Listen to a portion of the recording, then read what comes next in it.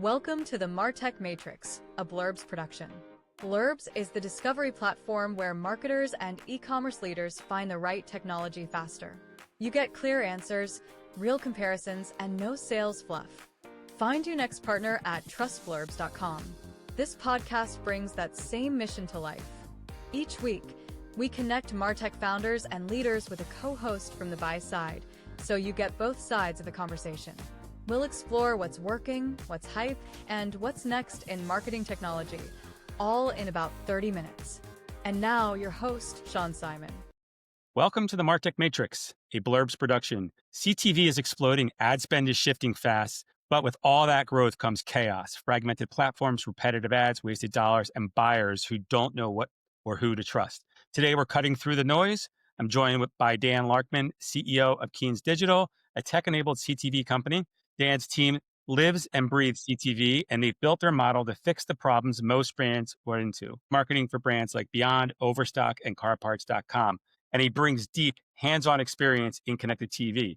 He knows the challenges brands face because he's lived them. Together, we'll unpack the biggest obstacles in CTV, the traps to avoid, and how companies like Keynes are helping brands get real results from the channel. So let's get into it. Dan, Rick, welcome into the Matrix. How are you guys today? I'm great, Sean. Thanks for having us. Excellent. Yeah, thank you for having us. I'm great. Looking forward to this conversation. All right, so kick things off. Rick, in 30 seconds or less, give us your background as it relates to CTV. So my background was CTV, so I've been doing it for, off and on for probably 10 years. Certainly initially more dabbling as a small percentage of kind of my investment in that side, with then the last year at Beyond really moving 100% or near 100% into CTV, really because I wanted to build the expertise with the team and really keep the focus, and thought it was a good point to make that full-on switch and move away from linear. Excellent. And Dan, tell us what led you to starting Keynes. Like, what does Keynes do, and what are the benefits, or where does it fit into the CTV landscape? Yeah. So let's start with who Keynes is. We're a CTV partner. We focus with medium enterprise and growth brands. Our sweet spot is typically the medium and growth size enterprises that effectively, where we fit is we are hands on keyboards. We are tech-enabled service. We're working hand in hand with brands, and effectively helping them drive outcomes. So it's always looking at some type of performance, whether that's CPA, ROAS, visits, incremental lift, that type of stuff. And I founded Keynes in 2018, kind of a random story, but in 2011, when I moved to the US, I worked for a company that was all CTV, but it was in hardware. It was how to get SDKs in Samsung TVs and LGs so that you can then start using those to run streaming ads. Fast forward, 2018, I kind of had seen that the CTV market the more conversations were happening. We really just had Hulu that was ads, a few other players, Netflix, most people had Prime, that type of stuff. And this is the direction I saw the market going in. So decided to break off and start Keynes, and haven't looked back. It's been a wild ride. All right, well, let's get into it and see what we can learn. Dan, CTV's become probably the hottest channel in the last 5 years, but there's also a lot of buyer frustration. How would you describe the current state of the ecosystem? Driving and confusing. I think it's probably the best way of describing it. So I think there's a huge tailwind behind CTV. And I think, we're seeing that. So, for brands that are on CTV, what we're finding is their investment in CTV is increasing year on year, right? The percent of total marketing budget is increasing year on year, which is really exciting. The reason I say it's confusing is we see this all the time in our industry. When one new medium appears and it starts getting traction, everyone then starts doing it. I'm not going to name them, but a direct mail company that now has CTV as an offering. You've got anyone who has a seat on any type of DSP offers CTV. I joke about it, but in 2015, when all the budget was social, YouTube was a social channel. In 2025, TV 360 new fronts, it's a CTV channel. And it's like, because the budgets are shifting. So I think it gets confusing for people of what is CTV? What do I need to spend on CTV? You'll see an ad saying you could run a TV ad for $50 or $500. You can, but are you going to get any type of data behind that to know if it's working or not? The answer is no, right? And so I think that's where the confusion kind of comes in. And then we've got identity that's definitely fragmented. MMMs, should we use MMMs or ghost bidding? It's exciting. It's kind of like the foundations have been built. We've built half of the first floor, but the house isn't finished yet. That's kind of how it feels. Yeah, I agree. Rick, So, go ahead, jump in.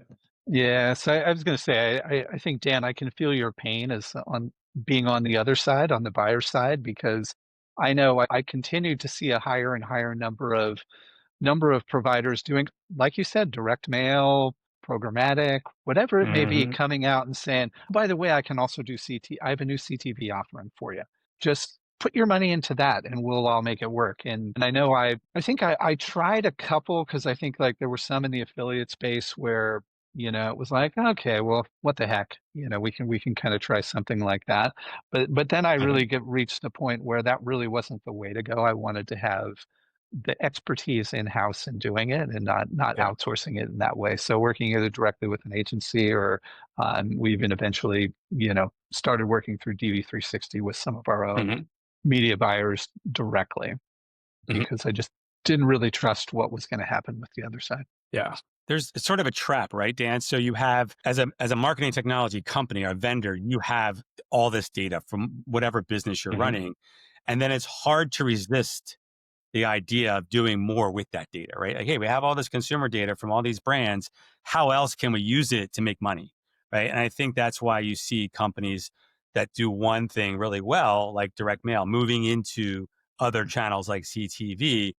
I mean, talk to us about how it's more than data, right? You need more than data to make CTV work. You need to understand the infrastructure. You need to understand how to deliver, how to measure, how to optimize the meat of the channels. Can you elaborate on that? Yeah, of course. So, what we do is programmatic. So, I should have set the stage there. When you're thinking about data by itself, it's extremely valuable, right? To be able to find the right audience to be able to target, right? Like that's a no-brainer. That's, Amazon's biggest sales pitch is, we know the audience, so we can target them, right? The next question is, if you're on a single device, like identity is such a big question mark when it comes to CTV. If I'm on a single device, Meta's data on my cell phone is great. But if I take the data of a direct mail company and I use just a basic signal like an IP address, the accuracy there drops off massively. Let's say at best it's 50% accurate. My rich data is now half as rich as it was when I'm targeting. Just having the ability of running on a TV screen or running within TV content, it's hugely valuable. But just the data alone, without all the pipes set up, it's not going to drive outcomes for brands. And then the next thing is, are you actually going to get enough signals back to be able to look at the total effectiveness of it? Are we looking at it like a linear channel where it's GRP frequencies, or are we looking at it from a CPA ROAS point of view, right? Those are two very different metrics. And do we have the ability of being able to talk through why you've been used to social and search, which are click environments, and we're now moving to a multi-device, non-clickable environment? Do you have the infrastructure to be able to show the total impact, the total lift? Or it's we have data, I can target that data and run it that way. And I think those variables make a massive difference to really the outcome and can break through the confusion for brands. Yeah. Rick, I wanted to ask you, where do you see from the brand side or agency side, where do you see brands getting burned the most or feeling uncertain about, CTV as they are entering that market? I think the challenges on the brand side are, still kind of, how do you really identify what your return is? I think the big ones are you're really starting with what is my return and how can I rely on the ROAS or CPA that I'm going to get from linear TV versus what I'm going to get through, Meta or Google. Meta and Google, I think, right or wrong, we've come to really trust what we're going to get from there. And I think CTV, the results that are coming through, we have a harder time tying it back. In some ways, we can do incremental studies, and we can do a bunch of things like that to try to triangulate it more. But that's, I think, the first one of, because that really defines how much you're going to invest into it. And then the second really, I think, then comes to once you're in there, is what percentage of that budget should it be? Because if you're a pure performance marketer just doing digital today, you're probably 90, 95 Google Meta. But really to have an effective full funnel, marketing approach, you need to be, you probably need to be, a lot less than that. But that trackability and comfort level keeps people there. But I think those are the big challenges. Yeah. Dan, I wanted to go back to something you said about just having the pipes isn't enough. Obviously, if you're a direct mail company or your core business is something other than CTV, anybody can go buy a seat at a DSP and start serving ads through it and accessing whatever that DSP offers and sort of white labeling it, right? And so how does a brand identify or understand provider over here is just basically plugging in their DSP and white labeling it, right? And really it's somebody else that's serving it versus what you do, which is a lot more robust in the CTV space. Can you just sort of compare and contrast those approaches? Yeah, I mean, so I think there's another question that keeps coming up, which is what is CTV, right? And I alluded to it a little earlier, but like, do we count YouTube as CTV, right? A lot of people do. At Keynes, we don't really count YouTube as CTV, but for a slightly different reason than most people would think. But like, I can go on that in a second. But when you're thinking about what is CTV, is it just a device? Is it streaming in general? Is it TV? Is it paused ads? Like, where does that begin and end? And I think it's exciting because there's so much attention in the CTV ecosystem. But there's also now even more fragmentation than always, which, let's be real, anyone who's been in this industry for more than 5 years knows that that's the typical wave. I would say that when I think about the CTV ecosystem, and if someone just getting a seat on a DSP, the hurdle you have is DSPs are set up to run the ads. But do you know when your ad's going to run? Are you buying remnant inventory, which the SSPs call performance inventory? It's a lower CPM. We found that you actually get lower performance from it. Your overall CPA is slightly worse. What we found running head to head. So we do those tests. Is that what you're going to be buying? If you run across a DSP, are you going to be running across Twitch that's on the TV screen? Where does that end? And how much control do you have? Even down to first ad pod versus last ad pod. You have a higher retention rate in the first ad pod, in the first ad within the first ad pod than the last ad within the ad pod.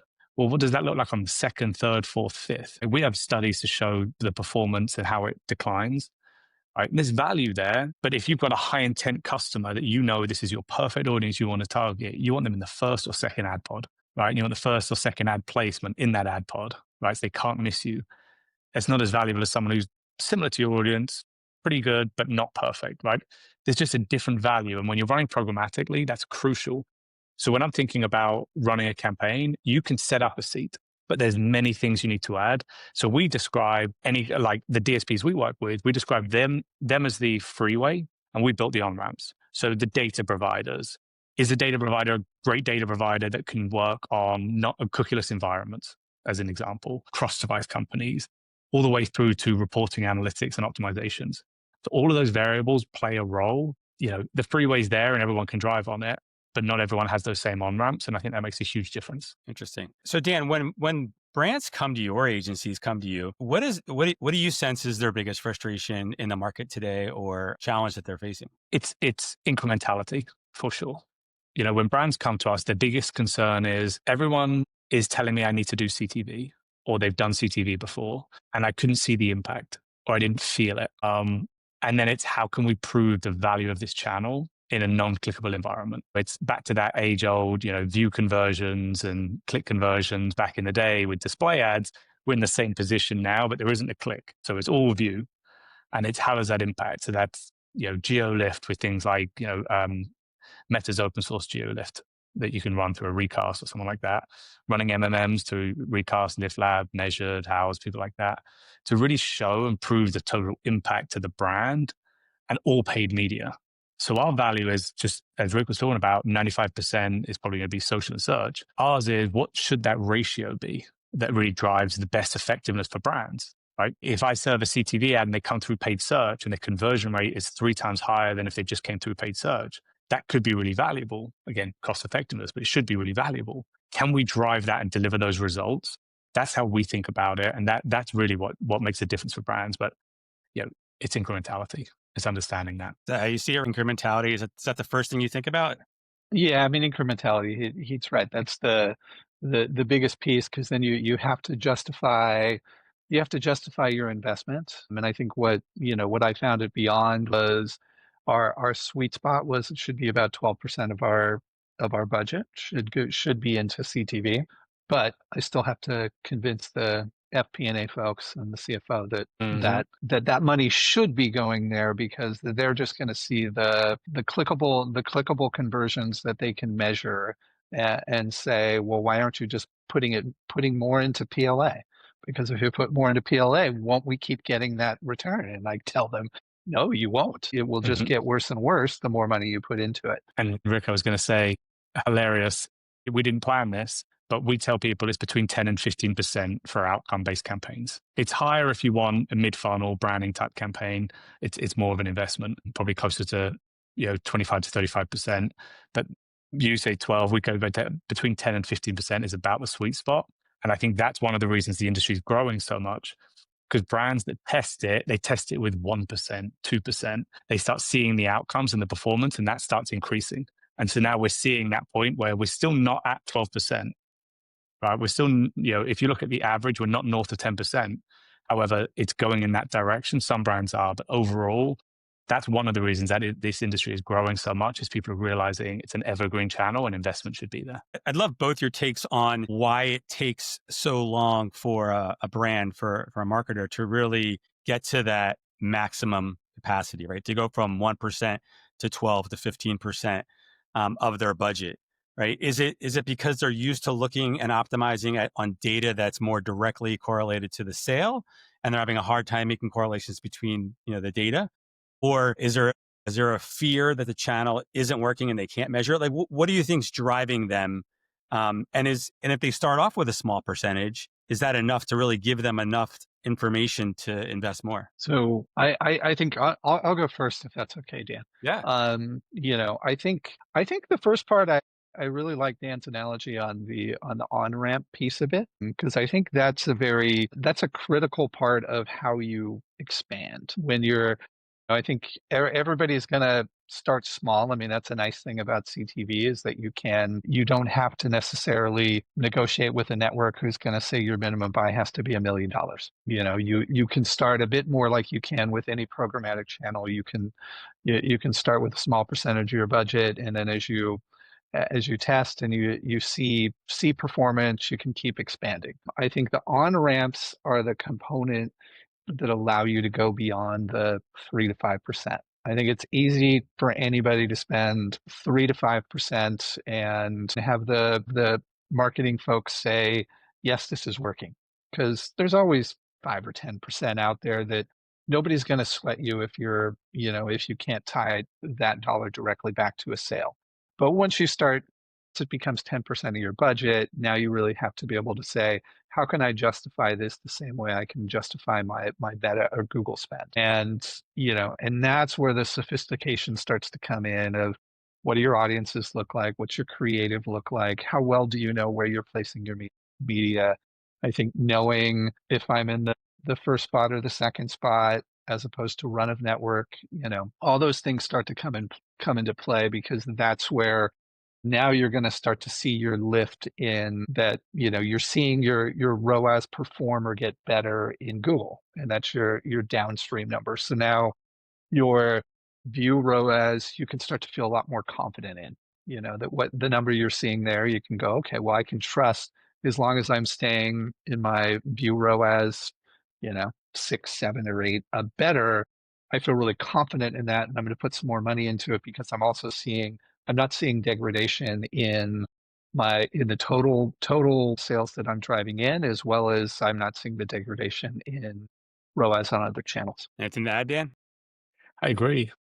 I think that we think about it as, if you're a marketing manager, VP of marketing, even CMO, you're going to be reporting into the CFO of why you need the budget. and you need to be able to justify why that budget's coming through. If I'm looking at a social and search and I can tell you my click ROAS, my click CPA, you get people justifying it. It's very easy. Also, no one gets fired for running a search or social campaign. When we run a CTV campaign, it's like, do we have enough? Is there enough data there? You get CPA fatigue or outcome fatigue to be able to prove that and use those lift studies to be able to use that as defensible to take throughout the company and be like, here is the total impact. We ran everything the same. We added CTV in these regions and we saw a lift of X. That's a number that any data person can look at and say, I know that then means Y to my overall business, right? And I think that's something that's crucial. And I would say, I think brands have started to, but they don't invest enough right at the beginning. And yes, I think that we're reaching that point where it's being paid more attention to. But I think that one of the hurdles that I think the industry has is a lot of tools I talked about earlier will run campaigns at $50, $500, which is great to get your ad on a TV screen. For us, we say it's about 300,000 impressions until we start to get to stat sig to be able to start looking at optimization. You can do the math. That's way more than $500. And so it's like, what can we do to really get brands to understand this is the type of investment level to then start being able to do that? And then the next thing is, what size is your brand? If you're giving 0.5% of your marketing budget and you're saying, well, I'm not feeling it, well, you're not going to see the numbers, right? There's no investment to see that type of growth. And so I think all of those things is why, no matter who someone works with in the CTV space, you kind of want to work with either a consultant or a company that does this. So you can start looking at where are those pitfalls and what am I going to need to know when I'm investing this money in the best way to see outcomes. I think those are the kind of the pitfalls that I kind of see people hitting. Yeah, I definitely agree. Having an expert in your court is definitely going to help you avoid some of the pain that maybe others have faced without having the expert. Mm-hmm. So, in regarding those on-ramps, Dan, can you talk about what about those on-ramps makes you unique or remarkable in this space, right? Like we talked about what makes vendors remarkable at Blurbs. What is it about those on-ramps that makes Keynes oftentimes a better option for a brand than, say, just going direct to a DSP or another CTV vendor? Yeah, so number one, there's tech that we've built for optimization to make the optimizations and push those through the DSPs. So DSP has great technology. Ours is to work collaborative with it. So we've got that as one of the key on-ramps. But there's other ones. When you think about building audiences out, you can go onto the Trade Desk right now, Amazon DSP, and you can select audiences that they have, right? Kind of off-the-rack audiences, and they'll perform. But how much do they cost you? What went into that audience? How accurate to your own first-party data is that? There's so many variables that go into it to understand who your audience is or who you want your audience to be, right? And how to then get an optimization engine to work towards that. Just that by itself, building those custom audiences that are really specific, the testing audiences, and building those relationships directly with the audience providers, it saves money for brands because you're going to get a lower rate because we'll pre-negotiated rates than you will across the DSP like Trade Desk. I think, if I'm correct, I would say 25% of media up to $2.50 for the audience. Right, there's nowhere close to what we've negotiated for audiences. Right? And then you've got through to cross-device companies, partnering with cross-device companies that aren't just using IP address as the sole signal. And especially in the US, we can use these. It's a little tougher in places with like Europe with GDPR. But in the US, we can use some very accurate cross-device companies that will be touting 95% confidence to be able to say, I want to find you. I built this audience of you on your cell phone. I now want to target you on your TV screen, that Samsung TV screen, or on your PC or your tablet. Being able to use those really means that not only we're building a really custom audience, and that's one of the on-ramps, it's then working with those technologies to make sure they're identifying the other people that we can find or the other devices associated with you to be able to find you. And then you've obviously got the relationships and the relationships with the networks. Right, let's say like a Disney, like a Hulu or something like that, to be able to work with them on what ad placements, obviously negotiating rates, that table stakes, but what ad placement, where can we get those ad placements, make sure we're bidding on them, how many queries per second are we actually seeing from these networks, how do we expand that, same thing with the SSPs, etc. So, and then even down to, I mean, it sounds strange, but like if you work with any of the DSPs, when you get log level data back, it doesn't tell you this was Hulu. It gives you a string of numbers that the app is. Even just passing that to a regex to be able to show people where were you running and be able to optimize towards it makes a big difference. So the DSPs are powerful and they grow more powerful constantly, which is great for us in an industry. The hurdle is it's so fragmented that it works for certain things, it doesn't work for other things, and it's not the best approach across the board if you're looking just at one. If you're looking omni-channel, great. If you're looking, but if you're looking at CTV as part of that, there's a lot of moving pieces that really need to be taken into account. Thoughts on that, Rick? From a buying perspective? No, I think that's all accurate. I think Fair. that I would say I think it's fair and accurate that, I think, the other piece too with the DSPs, if you want to go directly to that, do the other piece probably is, would be, I would say, is what level of expertise do you actually have in that person that's doing it? Because probably most people are going to end up, going, okay, who's my search person or my social person, and go, okay, here, I just negotiated a good deal, go learn this. And, like I said, that's probably fine in that, that 1 to 5% of your budget that you're not going to be challenged on. But to get true performance, you need a lot of the other things that, that Dan and Keynes are offering. Yeah. Yeah, Dan, I may have mentioned this to you before, but I was always curious when I'm watching a sporting event and I'll get this ad for a particular dishwasher detergent in Spanish, and nobody in my household speaks Spanish. And I get it; it happened once, but it pretty much happens every time I'm watching a game where I'm getting an ad in Spanish.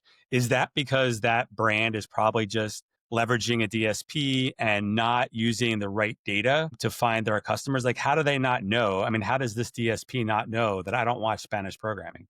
So I guess it really depends on how they bought the ad. I think it's one of the big variables. You can buy direct, and a lot of brands, and this is kind of how we think about it two ways. You've got the brands that have always run linear that are moving to CTV, and a lot of the time that's a linear play. Signals. It's a little bit more similar, not always, right? Especially for like performance agencies, but for a lot of brands, especially CPG, that's typically how they look at it. And then we look at it as digital up. So people that have done this, that are typically doing social and search, and they're diving into this as a new channel. So it's kind of two sides of it. So they don't necessarily bought it. They didn't necessarily buy through a DSP. And if it was, it's pretty poor targeting. I get the same thing usually when I'm watching soccer, and I assume it's somewhat profiling that soccer in the US. But I think what really happens is when you're doing a linear buy and you're running it on CTV, they're trying to make sure they can reach enough users. And if we've reached that point, or if that company, whoever it was, it's NBCU, has reached that point, they're starting to serve ads to hit that frequency, hit that reach. And that you may be part of that. And that's what we're kind of seeing happen. What's really interesting is we've seen year on year about a 900% increase in live sports availability with CTV ads. But we've seen the fill be about 171% increase, which effectively means we have over 700% surplus. So it's a weird position. You have anyone's econ class, the demand isn't in line with the supply. Right, and we're seeing that happen, which is a great opportunity for brands, but it does mean that there are going to be points when, an ad might be served to you because an ad needs to be filled, and we can fill it here. And the TV network's probably going to do that. I really hope no DSP was targeting you with a Spanish ad. That's a pretty easy target. Have you had that experience, Dan, as a buyer, finding out that your ads have been running into the wrong audience, but in a really obvious way? No, I'd be pretty annoyed. I think our team would have done a pretty bad job. I mean, language targeting is a pretty easy one. So. Yeah, you would think. I've been a consumer on the end of that, though. Yeah. That's where I've been. Rick, has that ever happened to you? Oh, I've gotten the Spanish language ads too. I always I look at them, I'm always like interested, but me as the marketer, I'm always like interesting, creative, even though it's in Spanish. So I look at it differently. I want to go back to a DSP that Dan mentioned, and I think it's the elephant in the room, Amazon. Right? Amazon's got they sit uniquely in the industry, right? In the sense that they've got the most data on the most amount of people, but not every brand sells on Amazon. So I think it's probably a different approach if you're an Amazon seller or not. But when you think about Amazon as a DSP, I'm gonna start this with Rick. From a buying perspective, you think about Amazon differently if you're working with a brand that sells on Amazon versus a brand that doesn't? And do you have any concerns about giving Amazon more data?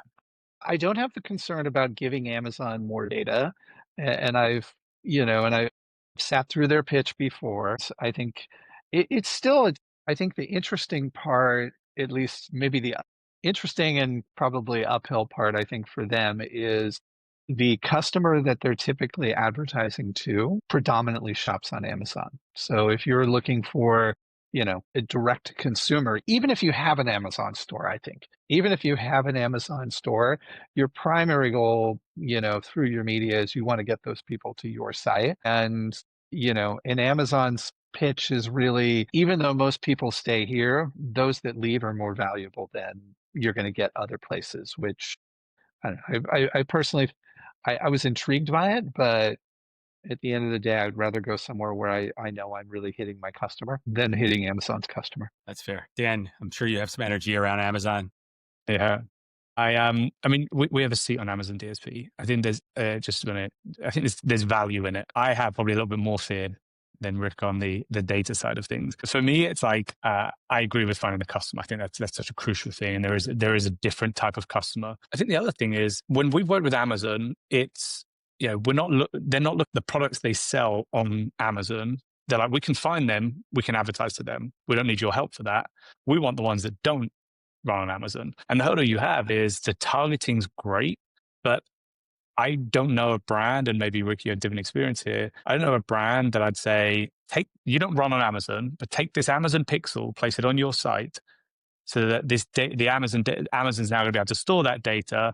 And then, but your competitors sell on Amazon. Amazon has a vested interest in their marketplace and getting 30% of the margin there, as well as the ad dollars and the advertising succeeding and creating that cycle.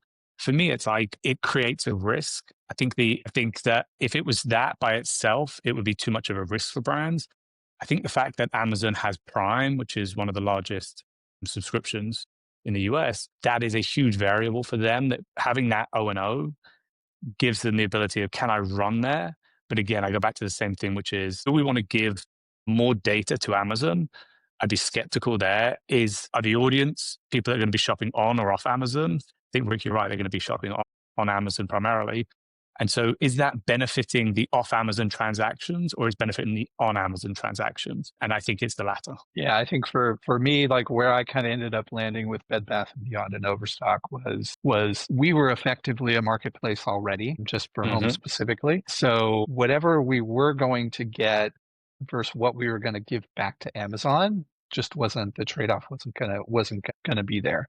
I think with like D2C brands that I've worked with, in the past that, we sell direct to consumer, through our website, but we also, have a store on Amazon and, and maybe some offline. It makes a lot more sense to be there because then you don't care as much about the data that you're giving because you're ultimately just trying to sell your product wherever the customer is at that time. So, yeah, it's interesting because I think about it bigger picture and I'm not immersed into the space like you guys are. I think, you see Amazon creating their own product line, their own white label, if you will. And just to sort of play on Dan's perspective, if I sell a product that I don't sell on Amazon, but then Amazon's able to understand my audience, and then they're able to, drive sales of that product category on Amazon, and then they see an uptick, then they justify investing in that category to develop product on their own. I mean, it almost feels like there's an antitrust violation just waiting to happen. Right? There's something brewing there that people need to watch, and I think we're slower to pick that up as a country just because it's just not understood by government as well, and it takes some time. It'll take 20 years for it to develop, and then the government will try and shut it down like they do with Google. But I'm just hypothesizing. But along those lines, if you guys could, open your crystal ball and look ahead 12 to 24 months. From each of your perspectives, what do you think drives winners and losers? Like, what do you think is going to separate winners from losers in the CTV space? And again, you guys sit in very different spots in the ecosystem. I'll start with Rick. Where do you see from a buying perspective, winners and losers falling? I mean, I think the winners are the ones who are gonna really look to understand the channel and make the investment into. They'll make the investments into, kind of a test and learn approach, and they'll be more aggressive to spending into the channel. Those are going to be the winners, in my mind for sure. The people that look to follow and, are going to be the losers. They'll end up losing market share, and then that will hurt their budgets and their ability to spend. So they'll just keep falling behind. Dan, where do you see it from the vendor side? What do you think is going to separate the winners from losers with all the players that exist today in the CTV space?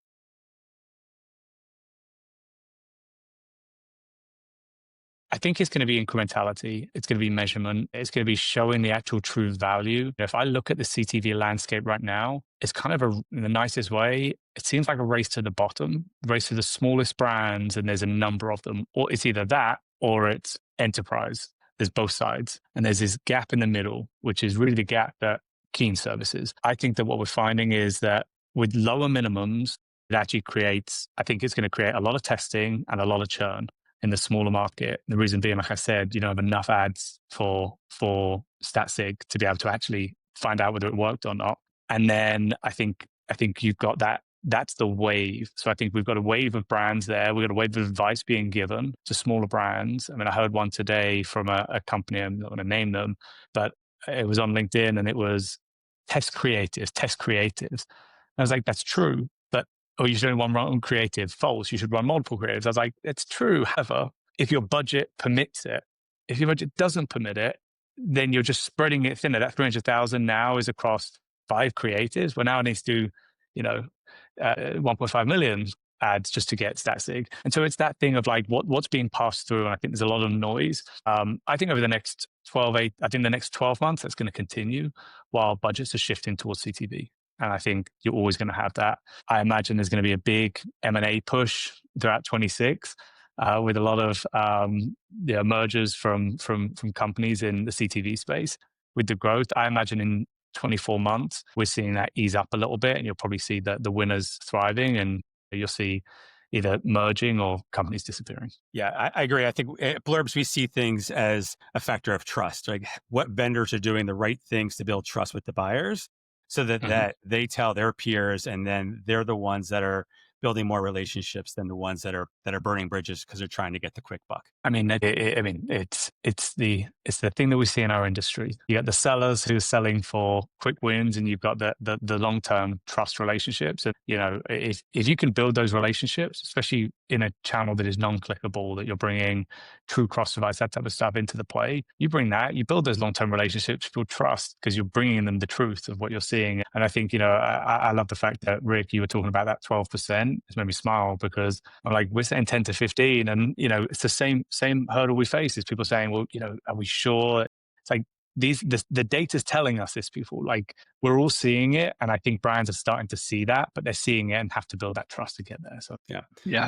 I wonder, or like my head, has thought into the future on this one a bit, and thought that 12% is going to end up significantly higher. Mm-hmm. If I think back to, just more of the history, that how much was put into linear TV and how much people would spend on that.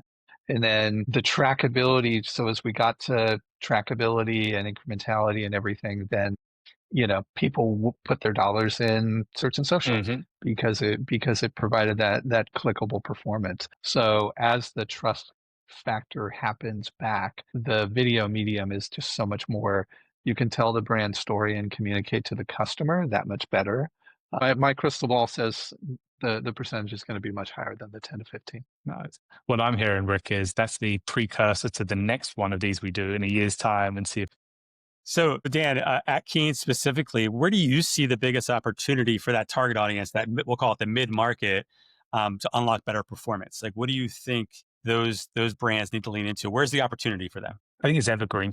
It's CTV as an evergreen channel is, part of the marketing mix is a must. I think we've seen that pick up for medium-sized brands, where a lot of them now see it as an evergreen channel.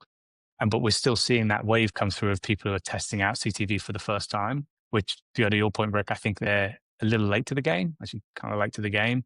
Doesn't mean it's too late. There's still opportunity there, as we talked about with the supply and demand. But for me, I think that that's the biggest opportunity, that most brands are starting to see it as a must-run evergreen channel in the medium and growth space. After they've done their testing, they're seeing that. I think that is the growth opportunity for all of them.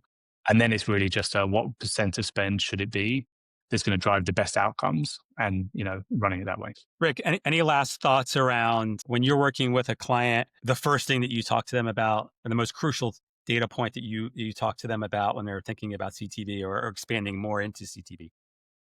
It would really be setting up the measurement side, making sure that you have a good measurement approach.